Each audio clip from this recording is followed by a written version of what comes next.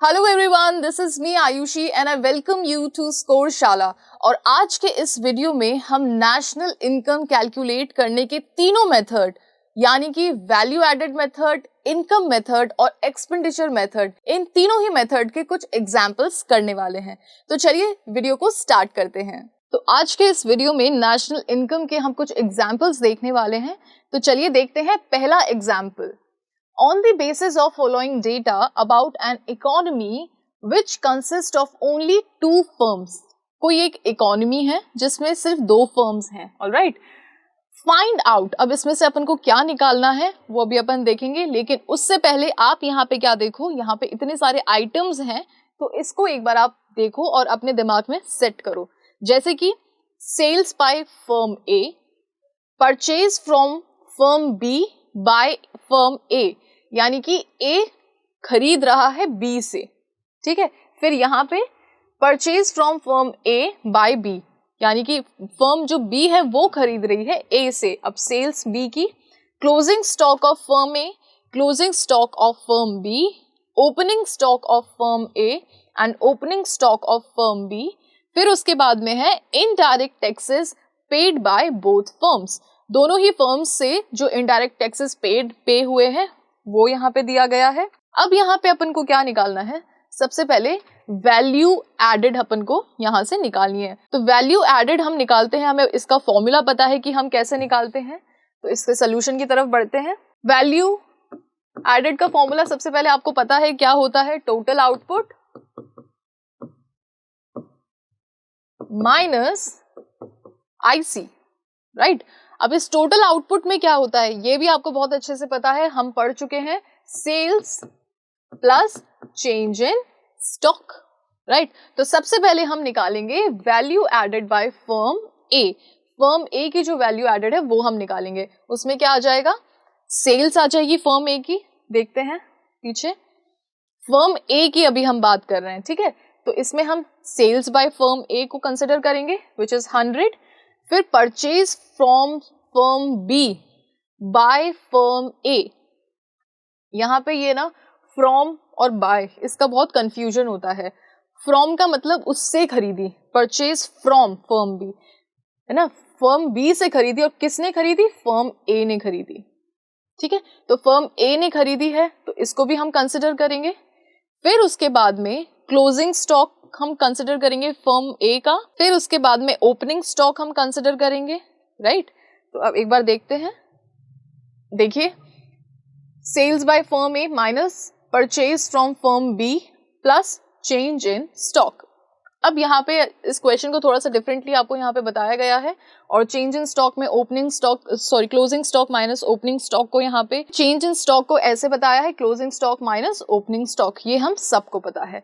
तो cell by firm में हमने यहाँ पे पुट कर दिया, जो हमने फर्म बी से खरीदा वो हमने यहाँ पे पुट कर दिया, और यहाँ पे चेंज इन स्टॉक की वैल्यूज हमने पुट कर दी। अब इन सब का हमने क्या कर दिया, इन सब को हमने इवेल्युएट कर दिया, तो हमारे पास में कितना आया, ₹55 lakh. So value added by firm A is 55 lakh. Same procedure से हम वैल्यू एडेड बाय बी करेंगे। एक बार देखते हैं पीछे। तो सेल्स बाय बी यहाँ पे दे रखी है 200। अब सेल्स फ्रॉम, अब बी ने ए से जो खरीदा उसको हम यहाँ पे कंसिडर करेंगे विच इज 60, ठीक है। फिर यहाँ पे closing stock of B that is 35 and opening stock of B that is 45। तो सेम मेथड से, सेम प्रोसीजर से इसको यहाँ पे हमने फर्म बी का भी जो वैल्यू एडेड पोर्शन है वो हमने कैलकुलेट किया, और हमारे पास में कितना आया, 130 लाख, ठीक है। अब जो ये बेसिक कैलकुलेशंस हैं इसमें मैं ज़्यादा टाइम नहीं वेस्ट करूंगी, क्योंकि मैं इतना तो एक्सपेक्ट करती हूँ कि जो बेसिक कैलकुलेशंस है वो आप अपने हाथों से करेंगे, क्योंकि उससे क्या होगा कि आपकी स्पीड भी बढ़ेगी और साथ ही साथ में आपकी प्रैक्टिस भी बढ़ेगी।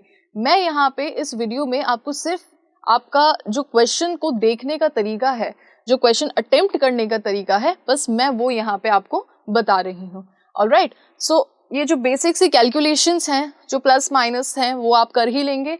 तो हमारे पास में value added by firm A आ चुका है और value added by firm B आ चुका है, दोनों ही हमारे पास में आ चुके हैं। अब हमें क्या निकालना है, ग्रॉस वैल्यू एडेड और gross domestic product at factor cost.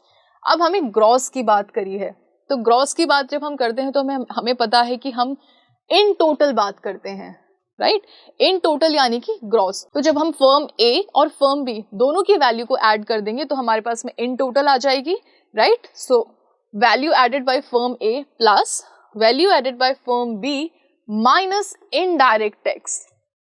अब यहाँ पे इनडायरेक्ट टैक्स को हमने माइनस क्यों किया है?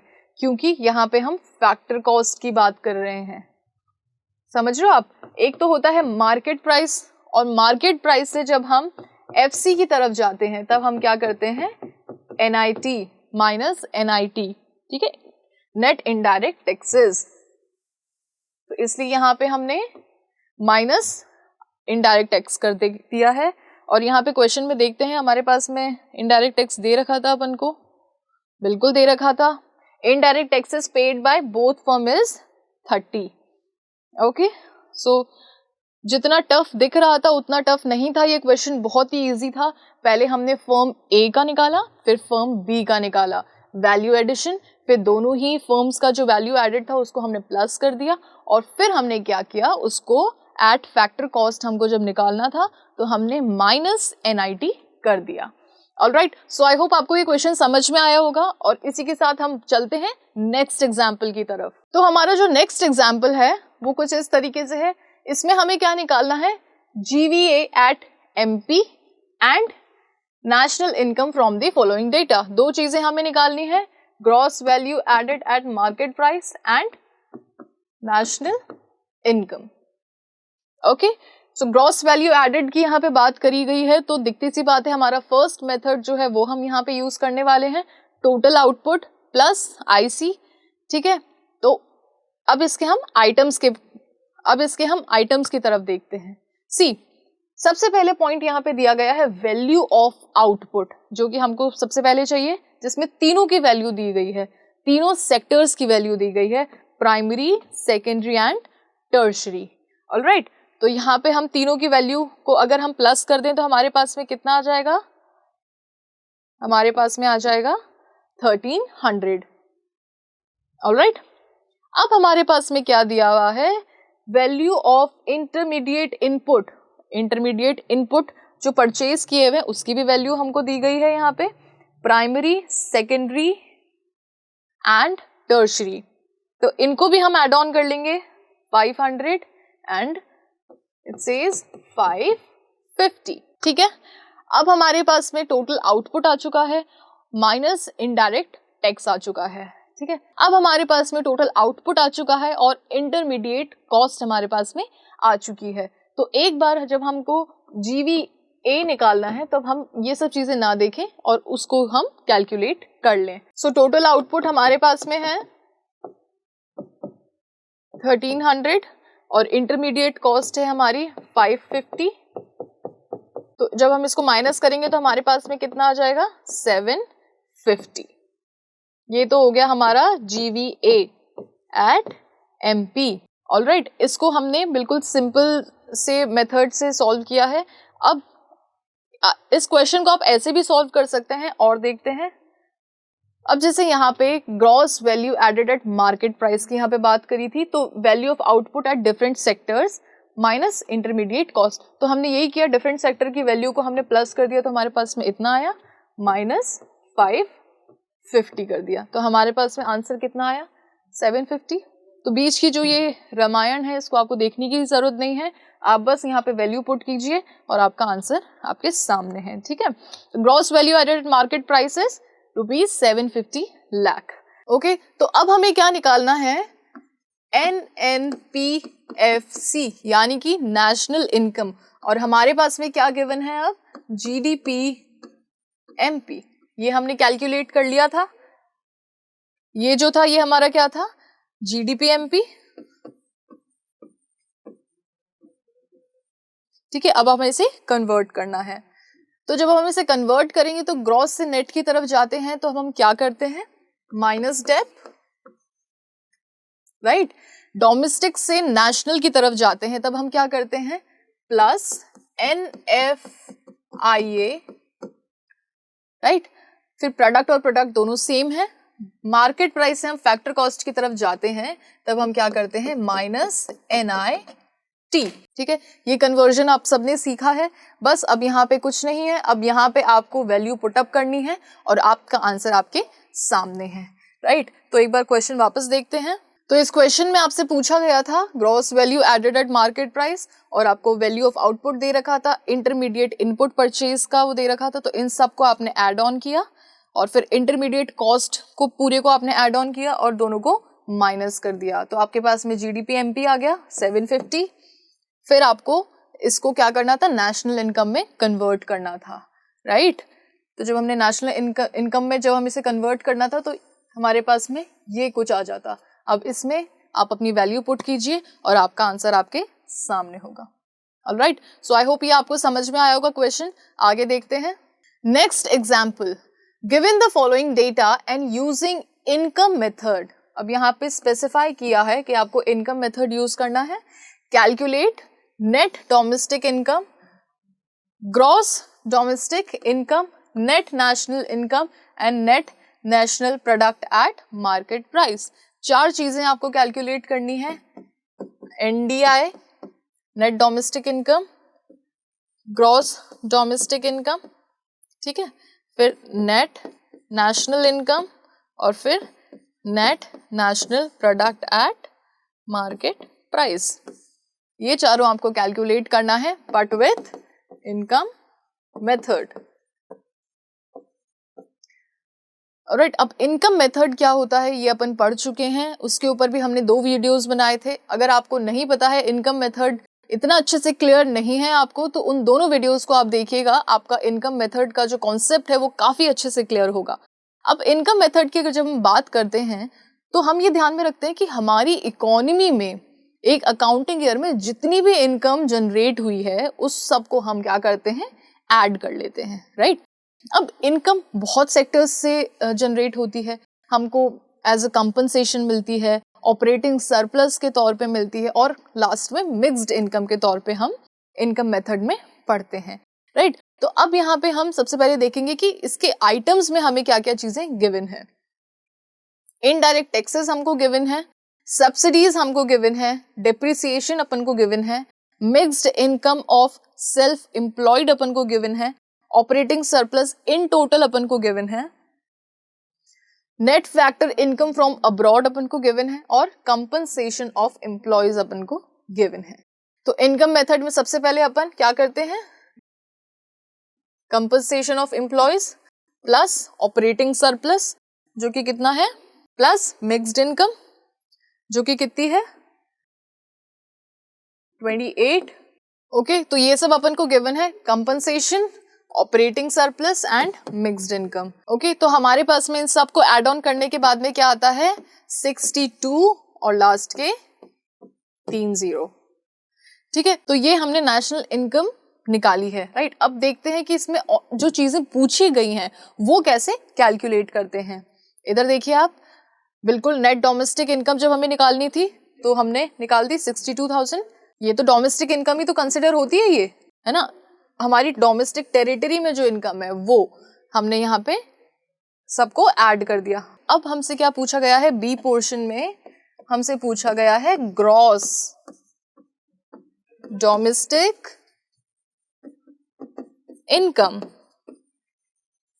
तो आपको पता है कि नेट हमारे पास में है और नेट से ग्रॉस की तरफ जाने के लिए हम क्या करते हैं, डेप्रिसिएशन को प्लस कर देते हैं, यानी कि 62,000 में हम हमारे डेप को प्लस कर देंगे। अब देखते हैं हमारे पास में डेप्रिसिएशन, तो हमारे पास में बिल्कुल डेप्रिसिएशन है 1700, तो हमारे पास में डेप्रिसिएशन है 1700। तो बी पोर्शन का हमारा आंसर क्या होता है 63700। ओके, तो जब हमको नेट डोमेस्टिक इनकम निकालनी थी तो इजीली हमने फॉर्मूला में वैल्यू पुट अप करके हमने निकाल दी। फिर नेट से ग्रॉस हमको पता है हम कैसे निकालते हैं, डेप को प्लस करके, ठीक है, प्लस डेप जब हम करते हैं तो हमारे पास में ग्रॉस डोमेस्टिक आ जाता है। ठीक है, तो ये हमारे पास में ग्रॉस डोमेस्टिक इनकम निकल गई। थर्ड हमारे पास में आता है नेट नेशनल इनकम। तो नेट नेशनल इनकम निकालने के लिए हम क्या करेंगे, डोमेस्टिक इनकम, ठीक है, प्लस NFIA।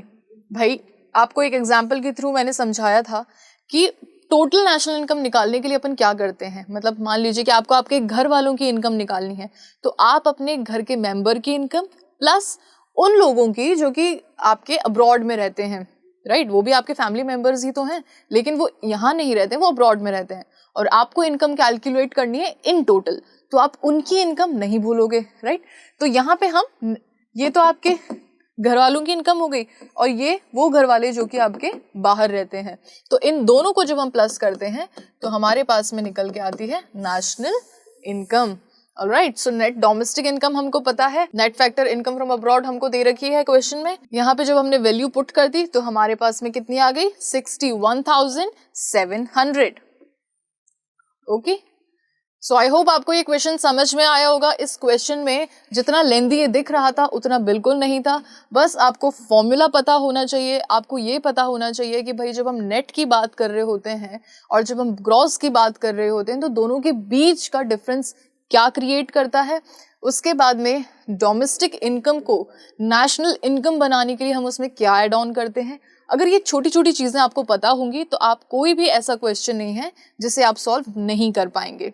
ओके, उसके बाद में बस आपको वैल्यू पुट करनी है और आपको बेसिक प्लस माइनस जो भी है वो आपको करना है। ओके, तो ये 3 पार्ट इस क्वेश्चन के हम कर चुके हैं। अभी इसका रिमेनिंग है 4th पार्ट, जो कि क्या है, हमसे पूछता है net national product at market price. So NNP, भाई अपन ने नेट नेशनल इनकम हमने निकाल ली, अब अपन को मार्केट प्राइस की बात करी गई है, तो net national income plus indirect taxes minus subsidy.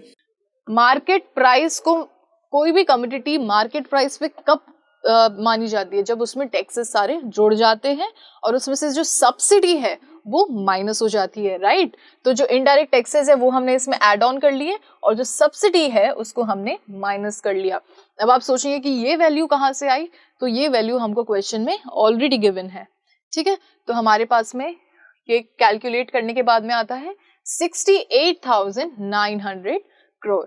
तो ये 4 पार्ट्स थे इस क्वेश्चन के, जिसमें सबसे पहले हमने नेट डोमेस्टिक इनकम निकाली थी, उसके बाद में हमने ग्रॉस डोमेस्टिक इनकम निकाली थी, फिर हमने नेट नेशनल इनकम निकाली थी और फिर लास्ट में हमने क्या निकाला, net national product at market price. ठीक है, तो आपको बस कुछ नहीं, आपको इन टर्म्स के साथ में थोड़ा सा खेलना है। आपको ये समझने की जरूरत है कि जब हम नेशनल प्रोडक्ट की बात करते हैं या फिर जब हम डोमेस्टिक प्रोडक्ट की बात करते हैं तो उसमें जो डिफरेंस है वो क्या क्रिएट करता है। सो आई होप ये क्वेश्चन आपको समझ में आया होगा।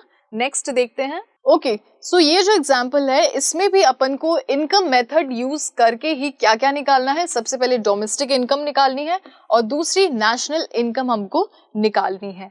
अब इनकम मेथड हम समझते हैं कि सबसे पहले उसमें क्या आता है, कंपनसेशन,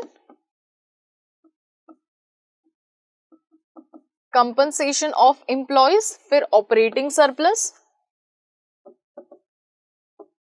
फिर मिक्स्ड इनकम। ओके, इन सबको जब हम प्लस कर देंगे तो हमारे पास में क्या आ जाएगी, इनकम मेथड से सॉल्व करी हुई डोमेस्टिक इनकम। ऑलराइट, अब अपन को ये भी पता है कि जब हमने कंपनसेशन ऑफ एम्प्लॉयज पढ़ा था तो इसको हमने ब्रेक डाउन किया था। ठीक है, जैसे कि वेजेस है ना, फिर हमने पढ़ा था इन काइंड, फिर हमने पढ़ा था सोशल सिक्योरिटी कंट्रीब्यूशन SSC, और फिर हमने पढ़ा था pension on retirement, pension on retirement. ठीक है, उसके बाद में जब हमने ऑपरेटिंग सरप्लस पढ़ा था तो हमने पढ़ा था रेंट, फिर इंटरेस्ट एंड प्रॉफिट। प्रॉफिट को भी हमने 3 पार्ट में डिवाइड किया था, डिविडेंड, देन कॉर्पोरेट प्रॉफिट और उसके बाद में अनडिस्ट्रीब्यूटेड प्रॉफिट। ठीक है, और जो भी बचती कुछती इनकम है वो क्या, वो किस में आ जाएगी, मिक्स्ड इनकम में आ जाएगी। सो टोटली हम जब इनकम मेथड की बात करते हैं तो हम क्या चीज ध्यान में रखते हैं कि हमारी इकोनॉमी में एक अकाउंटिंग ईयर में जितनी भी इनकम जनरेट हो रही है हम उस सब इनकम को ऐड ऑन करके और हम क्या निकालते हैं, डोमेस्टिक इनकम निकालते हैं। ठीक है, तो ये अपना कुछ ओवरऑल मामला है। अब यहाँ पे क्या है कि क्वेश्चन में जो आइटम्स अगर आप देख पा रहे हैं तो हमको डिफरेंट उसमें फॉर्म्स में दे रखे हैं। ठीक है, ये स्कैटर्ड फॉर्म में है, अपन को क्या करना है, इन सबको एक्यूमुलेट करना है, राइट। तो बिल्कुल टफ नहीं है, बस आपको पता होना चाहिए कि भाई कंपनसेशन में और ऑपरेटिंग में कौन कौन सा पार्ट ऐड होता है, उसके बाद में आपके लिए टफ नहीं है। तो सबसे पहले अपन कंपनसेशन को ध्यान में रखते हैं। कंपनसेशन में वेजेस होगा ऐड, और दूसरा क्या होगा, सोशल सिक्योरिटी कंट्रीब्यूशन होगा, ठीक है। तो वेजेस है आपके 10,000 प्लस 400, ओके। फिर ऑपरेटिंग सरप्लस का ये पार्ट है rent, interest, dividend, corporate profit tax, undistributed profit, ठीक है। अब मान लीजिए कि यहां पे आपको इसकी जगह सिर्फ प्रॉफिट लिखा हुआ होता, तो क्या तब भी आप अनडिस्ट्रीब्यूटेड प्रॉफिट और डिविडेंड को ऐड करते? नहीं, क्योंकि यहां पे प्रॉफिट अपन को इन टोटल गिवन था, लेकिन क्योंकि यहाँ पे प्रॉफिट इन टोटल हमें गिवन नहीं है, इसलिए इन सारे पार्ट्स को हमें अक्यूमुलेट करना पड़ेगा, ठीक है। तो कॉर्पोरेट प्रॉफिट टैक्स है 400, अनडिस्ट्रीब्यूटेड प्रॉफिट है प्लस 200, और यहाँ पे डिविडेंड है कितना 3000, प्लस इंटरेस्ट कितना है 400, प्लस रेंट कितना है 500। तो कुल मिलाकर के अगर आप देखें और उसके बाद में हमारे को प्लस करनी है मिक्स्ड इनकम, ठीक है। तो हमने बेसिकली इस क्वेश्चन में किया क्या है, अगर हम इतना कंफ्यूजन क्रिएट ना करें तो मैं आपको इजी फॉर्म में बताऊं कि हमने इस क्वेश्चन में किया क्या है। बेसिकली इस सब को अपन ने क्या कर दिया है, अपन ने इन सब को ऐड कर दिया है, ऑलराइट। और net factor income from abroad को हम जब नेशनल इनकम पूछेगा, जब क्वेश्चन में पार्ट बी में नेशनल इनकम पूछेगा तब हम इसे भी ऐड कर लेंगे, लेकिन जब सिर्फ डोमेस्टिक इनकम तक पूछा है तब हम सिर्फ इतना ही पोर्शन ऐड करेंगे, ठीक है। और इनकम फ्रॉम अब्रॉड जब हमारी डोमेस्टिक इनकम में ऐड ऑन हो जाती है तो हमारे पास में क्या निकल के आता है, नेशनल इनकम। देखिए इसके सोल्यूशन में भी कुछ ऐसा ही है, यहाँ पे सब कुछ प्लस कर दिया है, और प्लस करने के बाद में डोमेस्टिक इनकम हमारे पास में आई है 19,800, और वहीं जब हमें नेशनल इनकम चाहिए तो हमने इसमें नेट फैक्टर फ्रॉम अब्रॉड भी ऐड कर दिया है, तो हमारे पास में कितना आया 20,800 करोड़। ओके, सो इजी था क्वेश्चन, इसमें हमें कुछ भी नहीं मुश्किल आने वाली बात थी, बस ये था कि जो भी हमारे पास में कंपोनेंट्स थे वो बहुत ही ब्रेकडाउन फॉर्म में थे, और हमें क्या करना था, हमें उन सब को अक्यूमुलेट करना था। तो इसके लिए आपको ध्यान रखना है कि कंपनसेशन जब हम पढ़ें तो उसके फॉर्म्स कौन कौन से हैं, ऑपरेटिंग जब हम पढ़ें तो उसमें कौन कौन से फॉर्म्स हैं, ठीक है। तो अगर आपको ये सब ध्यान रहेगा तो आप इस क्वेश्चन को इजीली सॉल्व कर पाएंगे। Example 5, from the following data calculate GDP at both market price and factor cost. अब हमें यहाँ पे जीडीपी निकालना है मार्केट प्राइस और फैक्टर कॉस्ट दोनों में। ओके, तो अब एक बार हम आइटम्स के ऊपर नजर डालते हैं। हमारे पास में ग्रॉस इन्वेस्टमेंट है, नेट एक्सपोर्ट है, नेट इनडायरेक्ट टैक्स है, डेप्रिसिएशन है, net factor income from abroad है, प्राइवेट कंजप्शन है, government purchase of goods and services है, यानी कि परचेज किया है यानी कि एक्सपेंडिचर ही किया है, यहाँ पे भी प्राइवेट एक्सपेंडिचर की बात करी गई है। तो इसका मतलब हम यहाँ पे कौन से मेथड से इसको कैलकुलेट करेंगे, हम करने वाले हैं एक्सपेंडिचर मेथड से। तो हमें पता है C plus G plus I plus X minus M is the formula, और हम क्या करने वाले हैं, बस ये जो वैल्यूज यहाँ पे गिवन है हम इसको पुट कर देंगे। जैसे ग्रॉस इन्वेस्टमेंट की जगह पे हमने ग्रॉस इन्वेस्टमेंट की वैल्यू पुट कर दी, नेट एक्सपोर्ट की जगह पे नेट एक्सपोर्ट की वैल्यू पुट कर दी, ओके। प्राइवेट कंजप्शन एक्सपेंडिचर की जगह प्राइवेट कंजप्शन की कर दी, फिर गवर्नमेंट की जगह गवर्नमेंट की कर दी। परचेज यानी कि एक्सपेंडिचर ही है, हम जब कोई चीज खरीदते हैं तो उस पर हम खर्चा करते हैं, यानी कि हम उस पर एक्सपेंडिचर करते हैं, ठीक है। तो हम सबको हमने प्लस कर दिया, तो हमारे पास में आ गया ₹550 करोड़। तो ये हमारा हुआ जीडीपी एट एमपी। अब हमें इसको जीडीपी एट एफसी करना है, फैक्टर कॉस्ट में इसको हमें चेंज करना है। तो मार्केट प्राइस से फैक्टर कॉस्ट जब हम करते हैं तो हम क्या कर देते हैं, माइनस एनआईटी। तो एनआईटी आपको यहाँ पे दे रखा है नेट इनडायरेक्ट टैक्स आपको यहाँ पे दे रखा है, तो बस आपको यहाँ पे माइनस कर देना है और आपके पास में जीडीपी एट फैक्टर कॉस्ट आ जाएगा। ऑलराइट, सो इजी था क्वेश्चन। नेक्स्ट एग्जाम्पल की तरफ बढ़ते हैं। Example 6, find NDPFC from the following data. Net domestic product at factor cost हमें निकालना है इस डेटा से। ओके, सो सबसे पहले आइटम्स को देखते हैं हम। Gross domestic fixed investment, inventory investment, यानी कि ये दोनों प्लस हो जाएंगे, तो हमारे पास में टोटल इन्वेस्टमेंट आ जाएगा। Depreciation, indirect taxes, subsidies, consumption expenditure, residential construction investment. ठीक है, तो ये सब हमारे पास में गिवन है। अब हमें क्या निकालना है? एनडीपीएफसी। तो चलिए देखते हैं। जीडीपीएमपी यानी कि gross domestic fixed investment plus inventory investment plus consumption expenditure. अब इस कंजप्शन में दोनों सेक्टर्स हैं, प्राइवेट एंड गवर्नमेंट दोनों।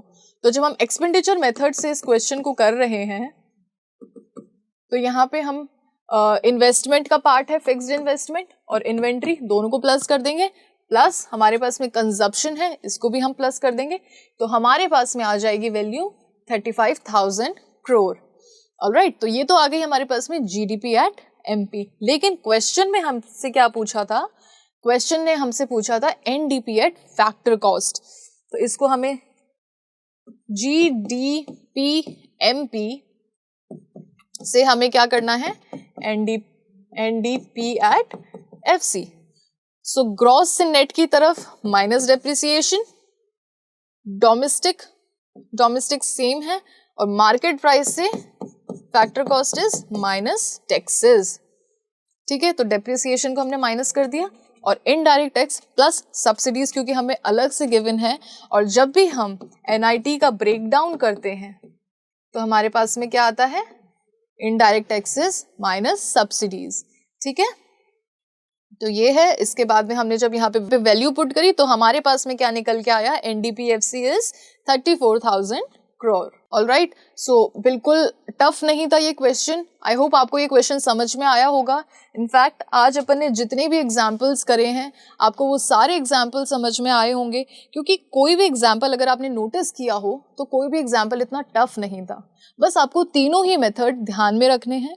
तीनों ही मेथड्स को जब हम ब्रेक डाउन करते हैं तो उसके कौन कौन से कंपोनेंट्स हैं ये आपको ध्यान होना चाहिए। और जब हम उन कंपोनेंट्स को हम इकट्ठा करते हैं तो हमारे पास में बाय प्रोडक्ट क्या निकल के आता है ये आपको पता होना चाहिए। तो आई होप आपको ये वीडियो पसंद आया होगा। अगर ये वीडियो आपको पसंद आया तो इस वीडियो को लाइक करना ना भूलें, चैनल को सब्सक्राइब जरूर कीजिएगा और इस वीडियो को शेयर भी कीजिएगा। And please do not forget to press the bell icon. I am going to see you in my next video. Till then, take care. Thank you so much.